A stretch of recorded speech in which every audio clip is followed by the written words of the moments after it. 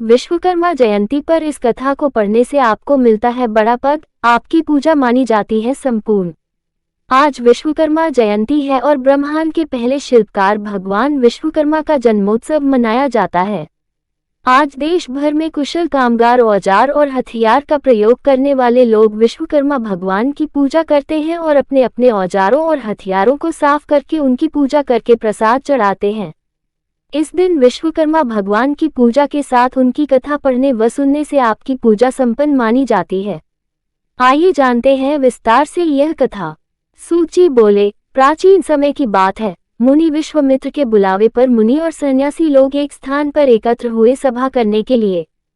सभा में मुनि विश्वामित्र ने सभी को संबोधित किया। मुनि विश्वामित्र ने कहा कि हे मुनियों, आश्रमों में दुष्ट राक्षस यज्ञ करने वाले हमारे लोगों को अपना भोजन बना लेते हैं, यज्ञों को नष्ट कर देते हैं, जिसके कारण हमारे पूजा पाठ ध्यान आदि में परेशानी हो रही है। इसलिए अब हमें तत्काल उनके कुकृत्यों से बचने का कोई उपाय अवश्य करना चाहिए। मुनि विश्वामित्र की बातों को सुनकर वशिष्ठ मुनि कहने लगे कि एक बार पहले भी ऋषि मुनियों पर इस प्रकार का संकट आया था। उस समय हम सब मिलकर ब्रह्मा जी के पास गए थे। ब्रह्मा जी ने ऋषि मुनियों को संकट से छुटकारा पाने के लिए उपाय बताया था। ऋषि लोगों ने ध्यानपूर्वक वशिष्ठ मुनि की बातों को सुना और कहने लगे कि वशिष्ठ मुनि ने ठीक ही कहा है, हमें ब्रह्मदेव की ही शरण में जाना चाहिए। ऐसा सुन सब ऋषि मुनियों ने स्वर्ग को प्रस्थान किया। मुनियों के इस कष्ट को सुनकर ब्रह्मा जी को बड़ा आश्चर्य हुआ। ब्रह्मा जी कहने लगे कि हे मुनियों, राक्षसों से तो स्वर्ग में रहने वाले देवता को भी भय लगता रहता है, फिर मनुष्यों का तो कहना ही क्या, जो बुढ़ापे और मृत्यु के दुखों में लिप्त रहते हैं। उन राक्षसों को नष्ट करने में श्री विश्वकर्मा समर्थ हैं। आप लोग श्री विश्वकर्मा के शरण में जाएं।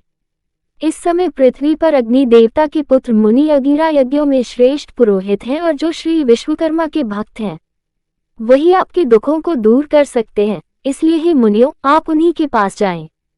सूची बोले, ब्रह्मा जी के कथन के अनुसार मुनि लोग अंगिरा ऋषि के पास गए। मुनियों की बातों को सुनकर अंगिरा ऋषि ने कहा, हे मुनियों, आप लोग क्यों व्यर्थ में इधर उधर मारे मारे फिर रहे हैं? दुखों दूर करने में विश्वकर्मा भगवान के अतिरिक्त और कोई भी समर्थ नहीं है।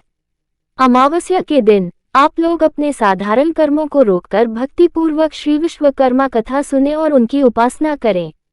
आपके सारे कष्टों को विश्वकर्मा भगवान अवश्य दूर करेंगे। महर्षि अंगिरा के बातों को सुनकर सभी लोग अपने अपने आश्रमों को चले गए। तत्पश्चात अमावस्या के दिन मुनियों ने यज्ञ किया। यज्ञ में विश्वकर्मा भगवान का पूजन किया, श्री विश्वकर्मा कथा को सुना, जिसका परिणाम ये हुआ कि सारे राक्षस भस्म हो गए। यज्ञ विघ्नों से रहित हो गया, उनके सारे कष्ट दूर हो गए। जो मनुष्य भक्ति भाव से विश्वकर्मा भगवान की पूजा करता है वह सुखों को प्राप्त करता हुआ संसार में बड़े पद को प्राप्त करता है।